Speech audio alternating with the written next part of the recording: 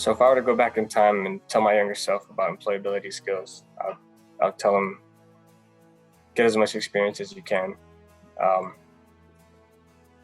get as much knowledge as you can. But you definitely have to stick with school in order to make it pay off. And I definitely recommend sticking with school until it pays off, because it's a big payoff. Knowing of the employability skills that I've known now, the thing that I would tell myself the most if I were to go back is how to make connections and how to be presentable at all times. It's because, when you go into the workplace, you meet many people, but you don't know which people will be the one that will be giving you the big shot in the long run.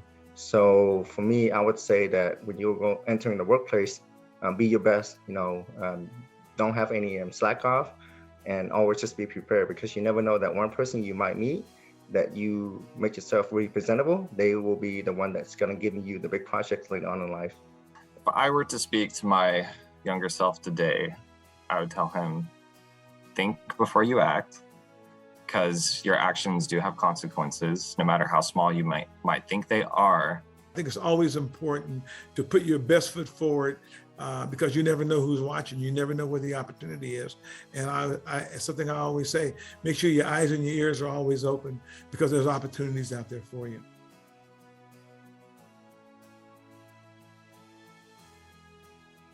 I definitely sought out additional help to guide my development. I am a strong proponent of mentors. They have been a huge part of my career trajectory.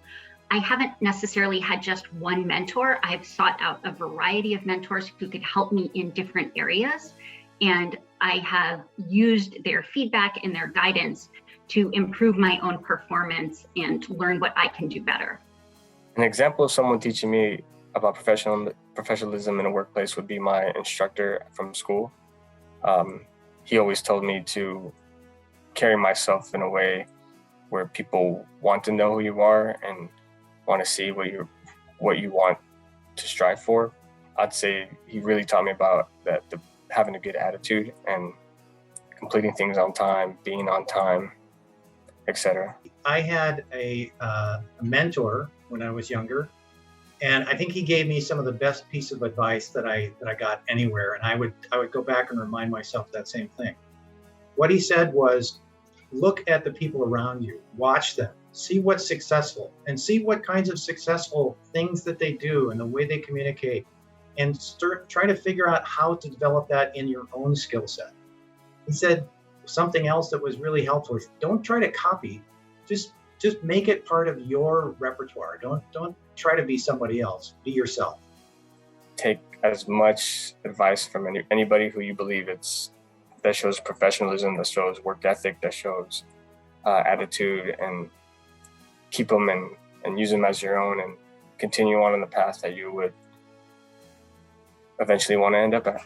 My supervisors that I've learned throughout the years, who became my mentors, and I've watched their communication style, how they model their communication styles in difficult or conflicting conversations or difficult situations or difficult, challenging tasks they had to do.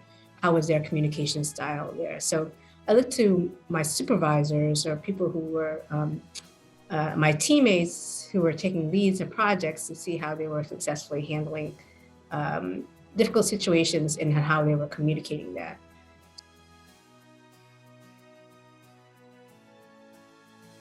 Perhaps if I could give advice to somebody early on in their career, even give advice to myself when I was younger, I'd probably tell that person to appreciate the value of a good team as opposed to the value of individual contribution.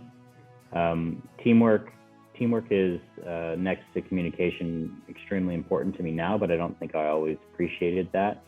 If you think somebody's not doing what you need in a team, think about what their strength is and how can you use them in that team, and don't dismiss them. Really pull them in for what they're good at, because not most people, I would say all people have skills they're different than yours, thank goodness, because we want a variety of skills out there. And the more skills we have within a team, the better that team's going to be.